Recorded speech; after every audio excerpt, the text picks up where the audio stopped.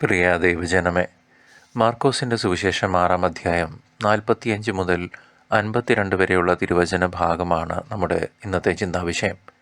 കർത്താവായ യേശു ശിഷ്യന്മാരെ വഞ്ചിയിൽ കയറ്റി അക്കരയ്ക്ക് വിട്ടതിന് ശേഷം പ്രാർത്ഥിക്കാനായി മലയിലേക്ക് പിൻവാങ്ങുന്നതും പിന്നീട് കാറ്റിലും തിരമാലയിലും പെട്ടുടലുന്ന ശിഷ്യന്മാരുടെ അടുത്തേക്ക് കടലിനു മീതെ നടന്നു വരുന്നതുമാണ് ഈ വചനഭാഗത്തിൻ്റെ പശ്ചാത്തലം. നമ്മുടെയൊക്കെ ജീവിതമാകുന്ന കടലുകളിൽ പ്രതികൂല കാറ്റുകൾ ആഞ്ഞടിക്കുമ്പോൾ നാം പലപ്പോഴും ഭയപ്പെട്ട് തളർന്നു പോകുന്നു എന്നത് ഒരു സത്യമല്ലേ? ഈ ലോകത്തിലെ സുഖസൗകര്യങ്ങളിലും സുരക്ഷിത ബോധത്തിലും നാം ഒഴുകിയിരിക്കുമ്പോൾ യഥാർത്ഥ സഹായം ദൈവത്തിൽ നിന്നാണെന്ന് മറന്നു പോകാൻ സാധ്യതയുണ്ട്. കഠിനമായി അധ്വാനിച്ചിട്ടും ഫലം ലഭിക്കാതെ നൈരാശ്യത്തിൻ്റെ ഇരുട്ടിൽ നാം ആയിരിക്കുമ്പോൾ കർത്താവ് പ്രാർത്ഥനയിൽ നമ്മെ ഓർക്കുന്നുണ്ടെന്ന അറിവ് വലിയ ആശ്വാസം നമുക്ക് നൽകട്ടെ. കണ്ണുകൾക്ക് മുൻപിൽ കാണുന്ന പ്രതിസന്ധികളെക്കാൾ വലുതാണ് നമ്മെ സ്നേഹിക്കുന്ന ദൈവത്തിൻ്റെ സാന്നിധ്യം.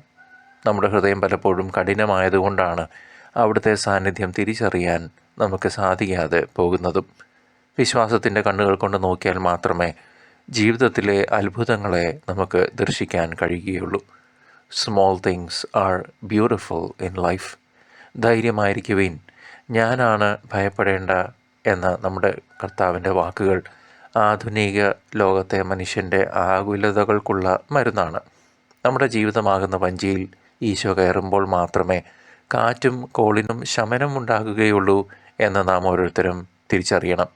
കൂദാശകളിലൂടെയും പ്രാർത്ഥനയിലൂടെയും നമ്മുടെ കർത്താവിനെ ഹൃദയത്തിലേക്ക് സ്വീകരിക്കാൻ നാം തയ്യാറാകേണ്ടതുണ്ട്.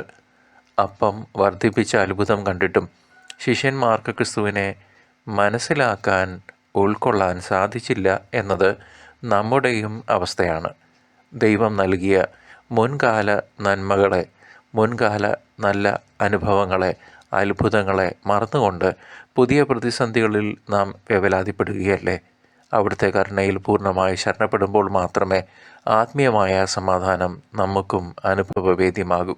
അന്ത്യകാലത്ത് ജീവിക്കുന്ന നാം ഓരോരുത്തരും ക്രിസ്തുവിൻ്റെ രണ്ടാം വരവിന് ഒരുങ്ങേണ്ടത് ഇത്തരമൊരു അചഞ്ചലമായ വിശ്വാസത്തോടെയാണ്. ജീവിതത്തിലെ ഏത് അന്ധകാരത്തിലും വെളിച്ചമായി കടന്നു വരുന്ന കർത്താവിനെ മുറുകെ പിടിച്ച് നമുക്ക് മുന്നോട്ട് നീങ്ങാം. പരിശുദ്ധാത്മാവിൻ്റെ പ്രചോദനത്താൽ നമ്മുടെ ഹൃദയ കാഠിന്യം മാറി ദൈവിക രഹസ്യങ്ങൾ ഗ്രഹിക്കാൻ നമുക്ക് പ്രാർത്ഥിക്കാം. ദൈവാനുഗ്രഹത്താൽ നമ്മുടെ യാത്ര നിത്യതയുടെ തീരങ്ങളിൽ സുരക്ഷിതമായി എത്തിച്ചേരട്ടെ. ആമേൻ.